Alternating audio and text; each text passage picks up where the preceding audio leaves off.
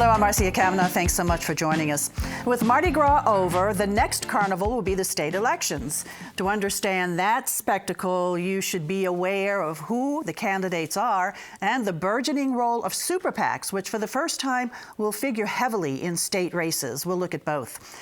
We'll also examine the latest on Tom Benson, BP in the courts, and who gets the jobs at the police's special events unit.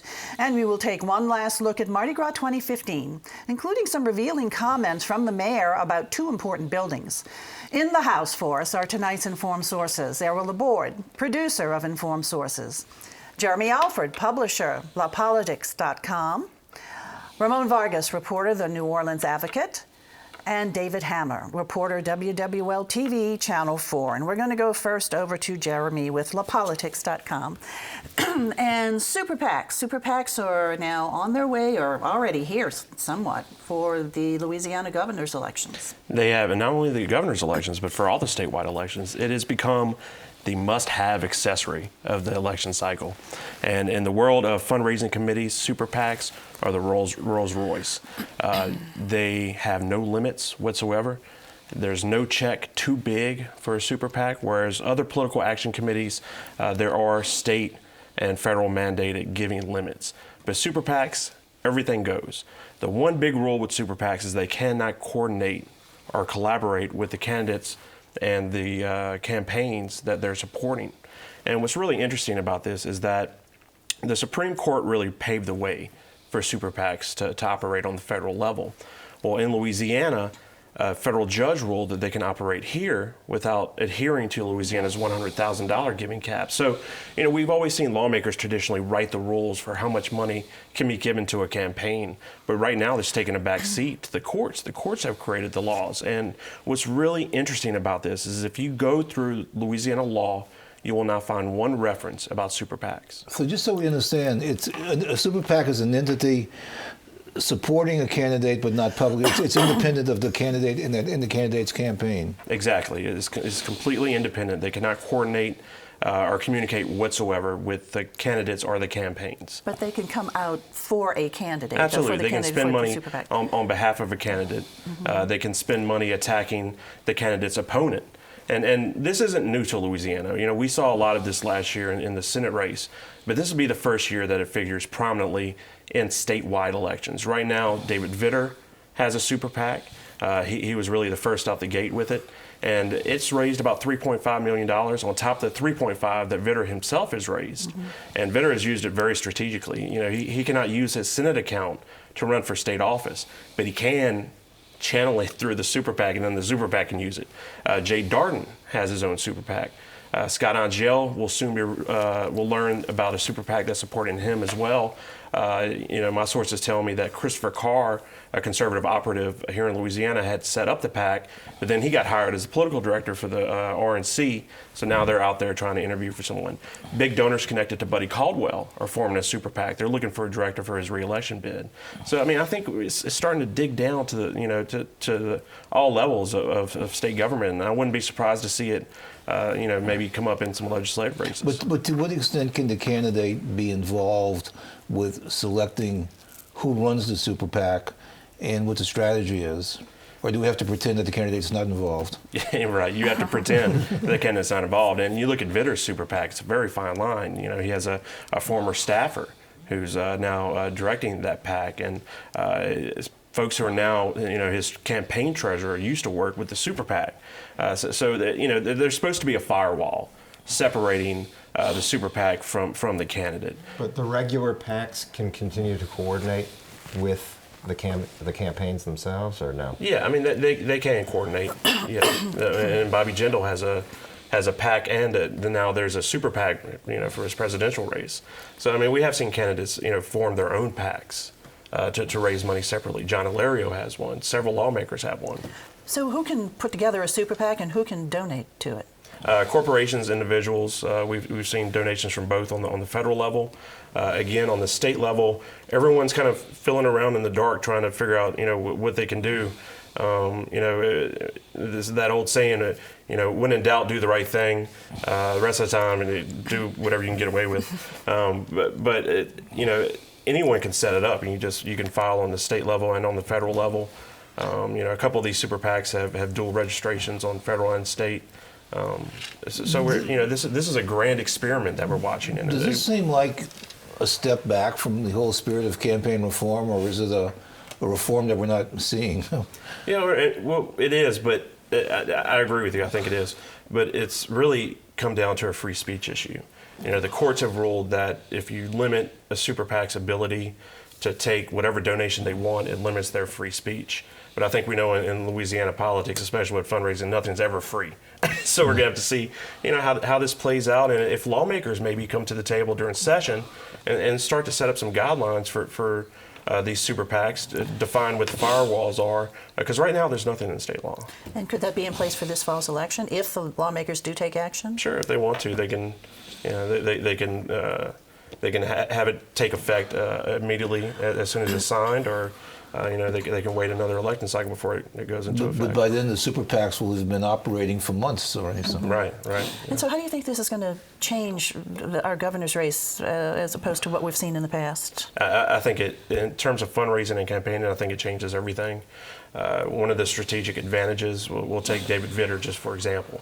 That super PAC can go and attack one of Vitter's opponents in the race, while Vitter sits back and runs a clean campaign and doesn't attack anyone. It allows him to keep his hands clean. So we'll see a lot of that. And I think, too, if there's enough money in the super PAC, it means that the candidate doesn't have to raise as much money as they normally would. But it definitely means that we're about to see the most expensive governor's race in Louisiana history. It seems like it also helps candidates that have less money going in. Sure. You saw that in the Public Service Commission race last year, right, where the candidate that was coming out of nowhere to a certain extent, Forrest Wright, had a super PAC backing him and attacking Eric Strometta and put him in the lead for a while there, at least in the primary, and then was close in the All right, well, we'll be on the lookout for it, and we're now into it in governor's race time. So thanks a lot, Jeremy. David, over to you, and continuing to talk about money and the money that people who have made medical claims for the BP spill, for cleanup in the BP spill, haven't been getting any money. Well, not so far, and it's a year in now. The deadline just passed, actually, February 12th, for people to make claims under the medical settlement that was signed way back in 2012, but didn't really get going until February of last year.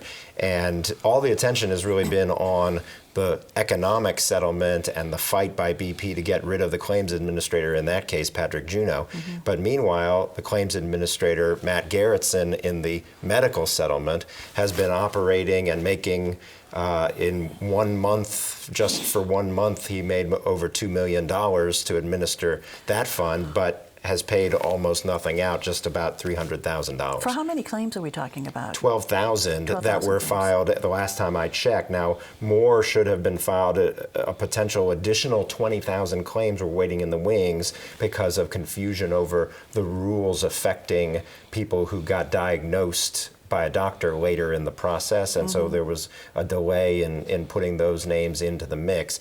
But so it could have grown to as much as 30,000 claims at this point. Will there be an extension on that deadline? They tried to get one, but they were denied. I see. So what's the reason then? Why so few medical payouts? Well, the claims administrator, Matt Garrettson, says it's because the documentation has been deficient, that they ask for more documents, and then there's a time period where they can, the claimant can gather that information. But I talked to Frank D'Amico, who represents a large number of these claimants, who says in almost every case, we're getting deficiency notices and saying, we sent that information to you. We did that a long time ago, and we just don't understand why the payments aren't coming. And these are payments primarily for people who were involved in the spill cleanup? Cleanup, correct. And it also covers people in certain areas who live right on the shore who could have been affected by exposure to the oil. But this is about exposure to the oil and corrects it, the dispersant chemical that was used by BP in unprecedented amounts to clean up the oil, not to clean up the oil, but to make it sink essentially into the water.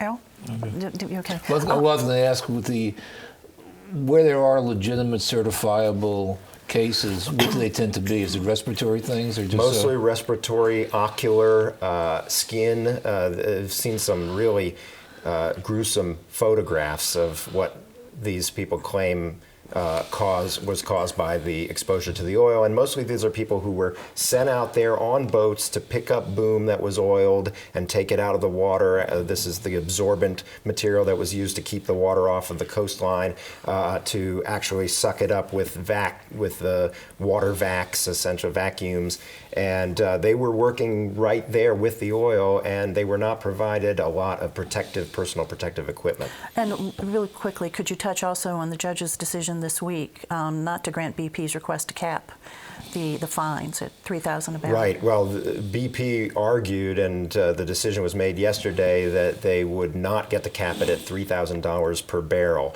There was 3.19 million barrels spilled, was the determination by the judge, and the law says $4,300 per barrel is the maximum fine for gross negligence, which has already been determined in this case.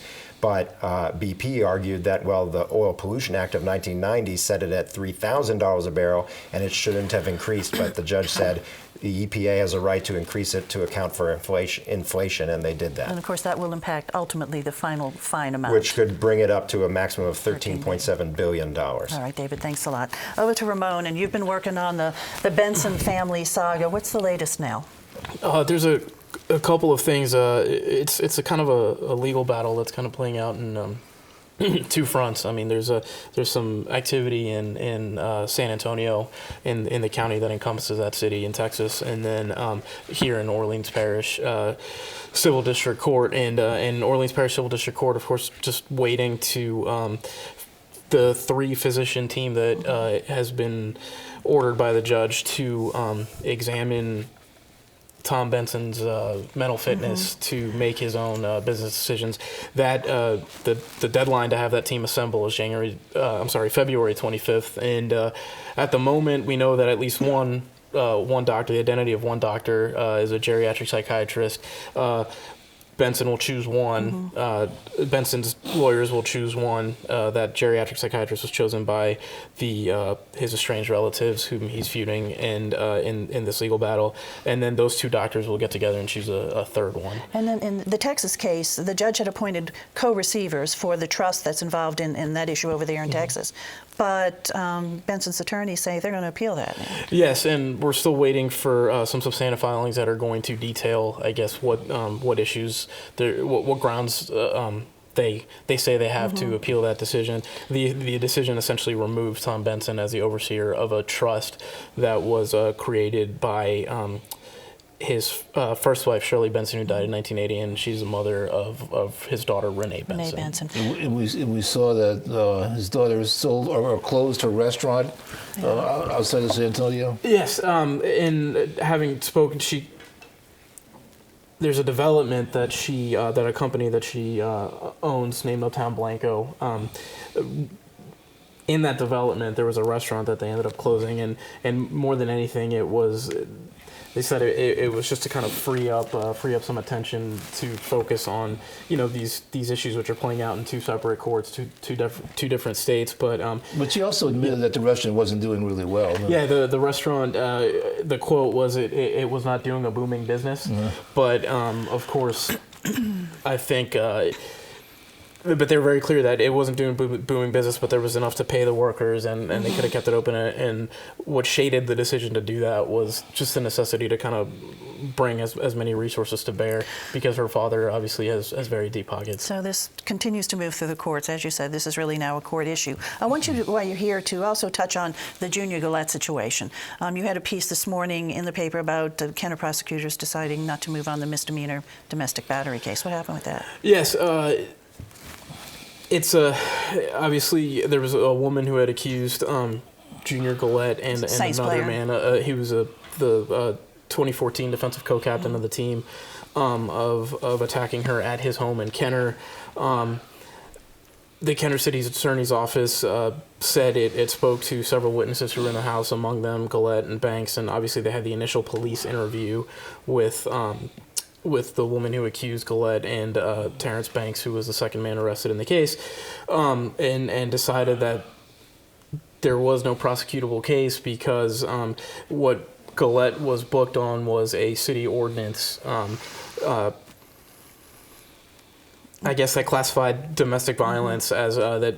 Obviously, that there was a limit, a time limit that the victim and the defendant needed to live together, and that there was no case based off the information that they had.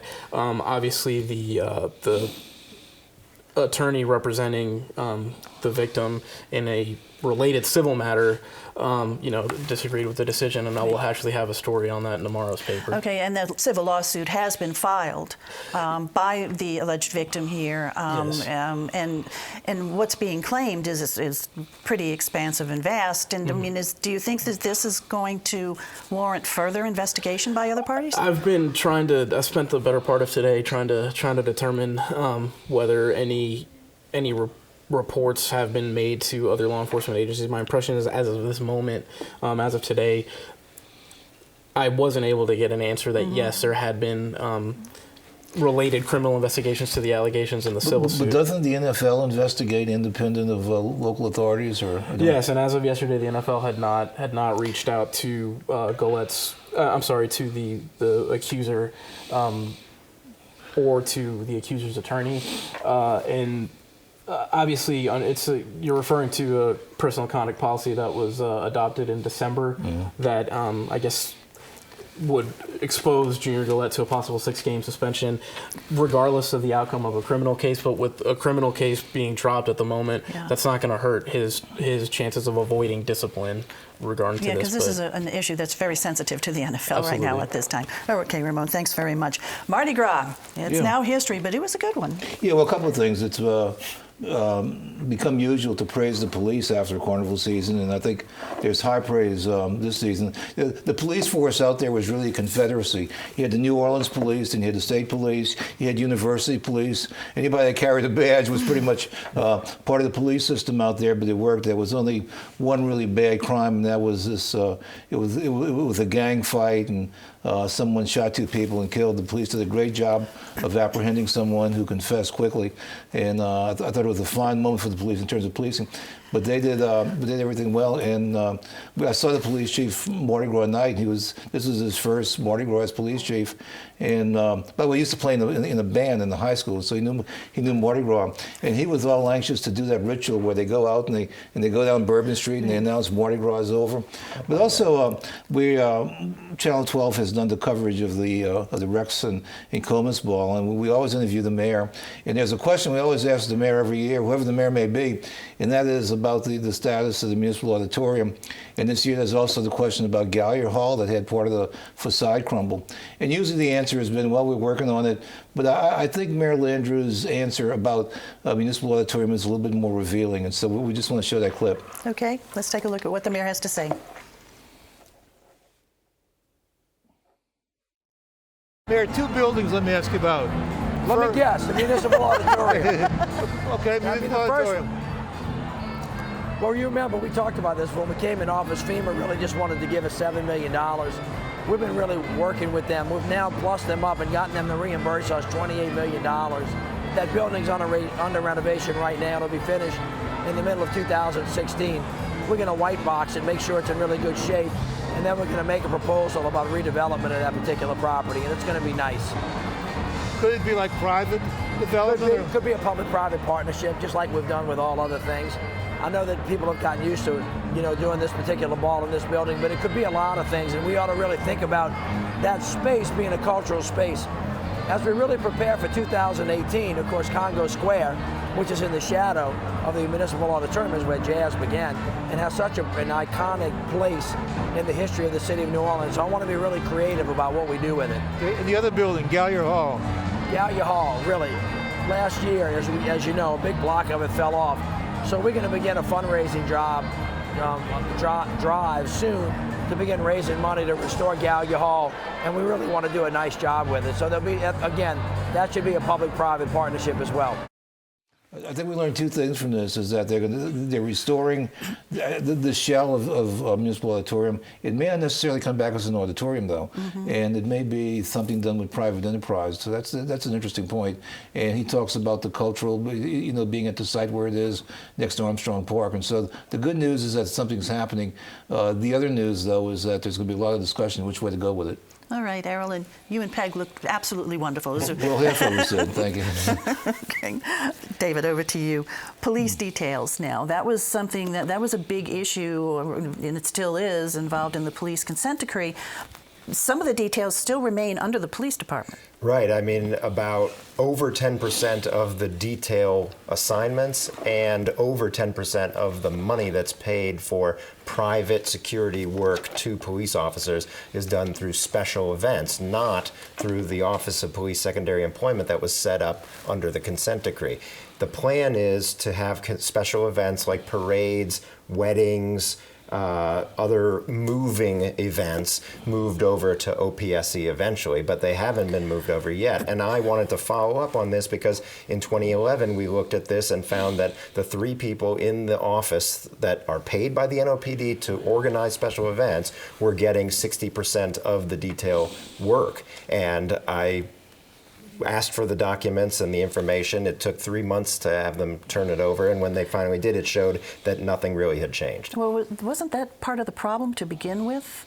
Yeah, absolutely. So, I mean, this was called the aorta. This concept of police officers controlling who gets extra work and getting money for it on the side and things like that was the aorta of corruption. I'm not saying that there's still money being had on the side by these guys, but they're being paid by the police department to coordinate detail work that they are themselves getting. And so this is a special event, so is that considered to be a little bit more complicated? Is that why it remains? Yes, and the there NOPD? are legitimate reasons why this hasn't been transferred over to OPSE yet. It's been said, I was told by NOPD, that they need to be flexible and able to make changes at the last minute and not just in the 9 to 5 time frame, and that OPSE is not ready to do that yet. Plus there's special abilities using motorcycles, scooter units, mounted police, things like that that need to be handled by people who have training and certification to do that work. So these 3 coordinators will no longer be able to take these jobs then? After we broke the story last week, the NOPD responded by taking away the ability of those 3 officers to have that work. They can continue to get detail work through the City Hall OPSE office that is coordinated outside the aegis of NOPD, but they cannot give themselves the work in the office that they work in. So to coordinate that, I mean, that is extra work in and of itself that these officers have to do. Are they paid extra for doing that, or is that something that they just do? No, but they are paid by NOPD to coordinate that stuff. Yeah, that's what their job is. Now, they also put together incident plans and things like that for Mardi Gras and big events like Jazz Fest and Mardi Gras, and Super Bowls and what have you. But they are paid, their salary and overtime and all that stuff is for that work. And so is the plan that is to ultimately move it under the city office, right? Correct. But we don't know when. They really have not given me a date. Okay. Thanks a lot, David. Governor's race, as we talked about before briefly, let's talk a little bit more about it now. How is it cranking up, and are we starting to see commercials? Today, the first commercial of the governor's race came out is Scott Angel. It's targeted by about 200,000 in Alexandria, Lafayette, Lake Charles, Houma, Thibodaux, Morgan City. It's an interesting set of commercials. One of them is partly in French. He could have announced a new tax plan. I wouldn't know because my French is terrible. But I think he said something about Louisiana. So the commercials have started. I think we're going to continue to see them until the fall. So everybody strap in, pop some popcorn. You won't be able to see them locally. But if you go to lapolitics.com, I obtained all 3 spots and you can watch it on there. Yeah, Scott Angel is the first one to go with it. So tell us, how is this shaping up? Are we going to see any other Democrats in the race, do you think? And that's the question, right? You got Scott Angel, the Boudin candidate, David Vitters, Jay Darden, Lieutenant Governor, and John Bel Edwards, the only Democrat in the race. We have an open primary. Everybody's on the ballot at the same time. And traditionally, we get that one Democrat and one Republican. But, you know, if another Democrat gets in this race, and that's what Jay Darden and Angel are hoping for, you know, it kind of undercuts John Bel Edwards, as long as it's not Mitch Landrieu, because Mitch Landrieu will just cannibalize any other Democrat in that race. They could split the vote and we could end up in an all GOP runoff. So who's going to be the Democrat? There's a poll a couple of weeks ago in the field for Russell Honore, who's reinvented himself as this environmental justice advocate. There's also Foster Campbell, the Public Service Commissioner from up north, well-known populist, popular in North Louisiana. He said he doesn't know. He may run. But for certain, Angel and Darden supporters are definitely out there trying to recruit a Democrat to run. They definitely need another Democrat in there if they want to make the runoff. So the mayor, is he going to do it or not? What do you think? With each passing day, it becomes more and more unlikely that Mitch Landrieu will run. I've reached out to his people. I've written a couple of stories about this. Some of them tell me absolutely he's not in. Others tell me that if he sees a path to victory or a poll, he'll get in. But it's also been suggested that it keeps him relevant. It keeps him in the headlines. But I have a hard time seeing Mitch Landrieu getting in this race. I think he has a better opportunity making something happen with the next presidential cycle. What's going to be becoming an influencer? The key campaign issue that we're going to be hearing about? The budget, absolutely the budget. The state couldn't be worse off. I doubt we're going to see any real reforms or substantive change. All of the candidates have already promised to call a special session if elected. So I would imagine that that we're going to hear a lot of talk about how the state can create revenue, what we're going to do with these tax credits. Especially once we get through this session, I think that the public is going to be thirsty for real answers on what are we going to do. All right, Jeremy, thanks a lot. All righty, guys, time to look ahead. Errol? Well, the NBA All-Star Game was this past week. The final part of the NBA season actually starts tonight with the Pelicans. They got 29 games left. They have a shot at making the playoffs. There's no more football to interfere with. Now's the time when it gets exciting, and so watch the Pelicans. They could pretty much be battling, I think, Oklahoma City or Phoenix to get in that playoff position. But it's really important to this franchise that the team makes the playoff. I think it's for the long-term security. So watching it intently. And that they have good attendance, too. Yeah. That's real important. Jeremy? 1 week from today, Governor Bobby Jindal has to present his budget to the legislature. It has to be balanced. He needs to address a $1.6 billion hole. I'm predicting tightly controlled chaos. And a lot of weeping, probably, too. Ramon? On Monday, part of my responsibilities at the Advocate is to keep an eye on things that are happening in Jefferson Parish. Parish has had a hard time getting people to lease out West Jefferson Medical Center, East Jefferson General Hospital.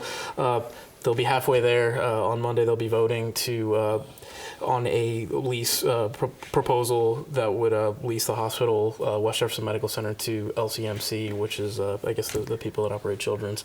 So we might see closure on at least one of them then. One front, all right, yes. Ramon, thanks. David? And check out WWL Channel 4 next week. I'll have some more stuff about police manpower issues. I touched on it last month in terms of the low level of available police officers, and we'll be looking at that some more. All right. Thanks a lot, guys, for being here. Thank you all for joining us. And, of course, we want to see you again next week for Informed Sources. Have a good evening.